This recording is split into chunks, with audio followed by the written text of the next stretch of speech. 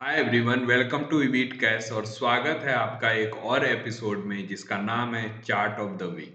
और chart of the week में हम हर हफ्ते चर्चा करते हैं एक ऐसे चार्ट की जिसमें हमें कुछ पैटर्न्स दिखाई देते हैं या कुछ ऐसा वॉल्यूम बार, स्ट्रॉन्ग कैंडल, कुछ भी ऐसा एक्टिविटी दिखाई देता है जिससे हमें लगता है कि इस समय इस चार्ट को हमारे सेंड की जरूरत है ताकि हम ये डिसाइड कर सकें कि इस चार्ट में हमें आगे के लिए करना क्या है और हमारे लिए ये चार्ट कैसे यूजफुल है। हम इसके एंट्री पॉइंट को जानेंगे, हम इसके टारगेट्स को जानेंगे और आगे की चीजों को जानने के लिए चलते हैं चार्ट पे और डिस्कस करते हैं। आपके सामने जो चार्ट है वो जनरल इंश्योरेंस का है, जीआईसी के नाम से है, जो इंश्योरेंस बेचती है। आम इंश्योरेंस कंपनी और जीआईसी आरई में क्या अंतर है ये मैं थोड़ा क्लियर कर देता हूं। जैसे आप एलआईसी या किसी भी और संस्थान से अपना इंश्योरेंस कराते हो तो वो डायरेक्टली आपके साथ कनेक्ट होता है, लेकिन जीआईसी उनका इंश्योरेंस करती है जो आपका इंश्योरेंस करती है। यानी जीआईसी एक तरह से बी टू बी सर्विस में है और बाकी सारे इंश्योरेंस कंपनी बी टू सी में है।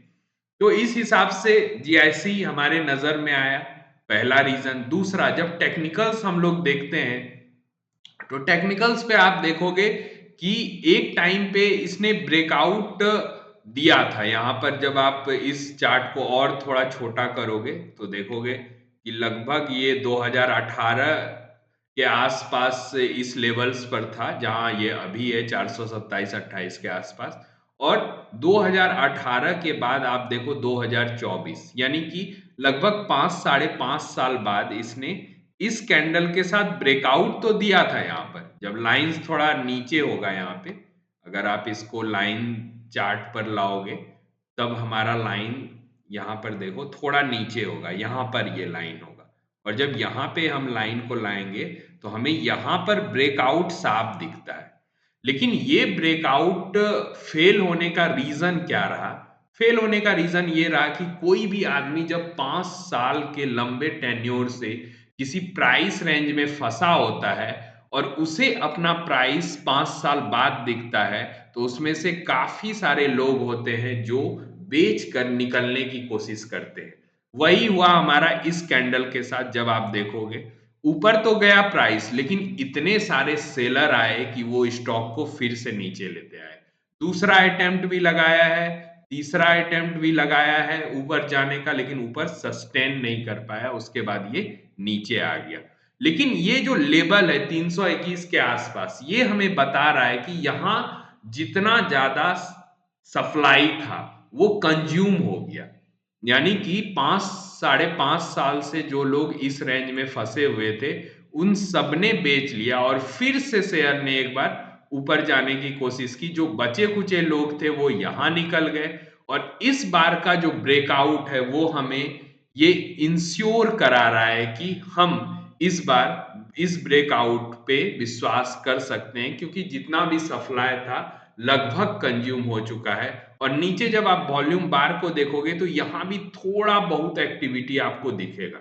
बहुत ज्यादा बड़ा वॉल्यूम बार तो आपको नहीं दिखेगा, लेकिन थोड़ा बहुत वॉल्यूम एक्टिविटी दिखेगा जिससे हमें श्योरिटी आ रही है कि यहाँ पे जीआईसी आरई में एक लंबे टाइम फ्रेम के बाद ब्रेकआउट हमें दिखा है।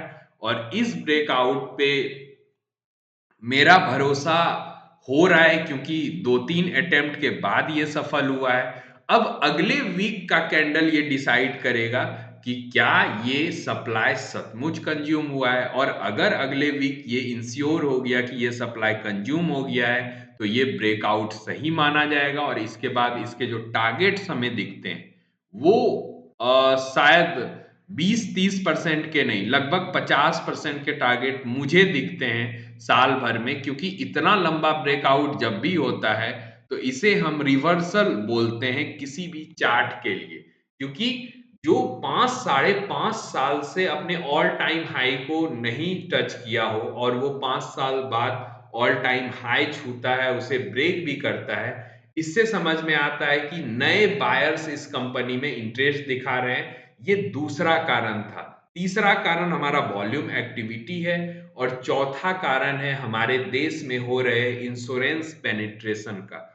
ये जो इंश्योरेंस सेक्टर है, ये इस देश में, हमारे देश में अंडर पेनिट्रेटेड है। तो यहाँ हमें बड़ा ये दिखता है, पॉसिबिलिटी दिखता है कि हम वहाँ शिफ्ट करने वाले हैं, और ये बिना इंश्योरेंस हुए, जब तक कम से कम 60 से 70% लोग इंश्योर्ड नहीं हो जाते किसी देश में, तो वो डेवलप्ड नेशन नहीं माना जाता है। चूंकि हम लोग डेवलपिंग नेशन से डेवलप्ड नेशन की तरफ जा रहे हैं, तो ये तो पेनिट्रेशन अपने देश में होना ही है। और जिसका डायरेक्ट फायदा अगर किसी कंपनी को मिलेगी, तो वो है जीआईसी-आरई, क्योंकि ये री इंश्योरर कंपनी है, ये बी टू बी कंपनी है, तो ये डायरेक्टली बेनिफिशियरी है। इसके लिए हमने इस चार्ट को चुना है इस हफ्ते का चार्ट ऑफ द वीक। और बात रही डिस्क्लेमर की, तो मैं बता दूं आपको कि आपको अगर जीआईसी में किसी भी तरह का ट्रेडिंग कॉल या इन्वेस्टिंग कॉल लेना है, तो आप अपने फाइनेंशियल एडवाइजर की राय जरूर ले लें। मिलते हैं अगले वीक इसी तरह इंटरेस्टिंग चार्ट के साथ, जो आपके लिए खोजा जाता है पूरे बाजार से। पूरे बाजार में लगभग 8,000 के आसपास स्टॉक्स हैं, उसमें से हम लोग कोई एक चार्ट ढूंढते हैं जिसमें कुछ स्ट्रॉन्ग पैटर्न दिख रहा होता है। तो हमारी एंट्री इस चार्ट में तब होगी जब अगले वीक हम इंश्योर हो जाएंगे। मिलते हैं अगले चार्ट के साथ next chart of the week में, तब तक के लिए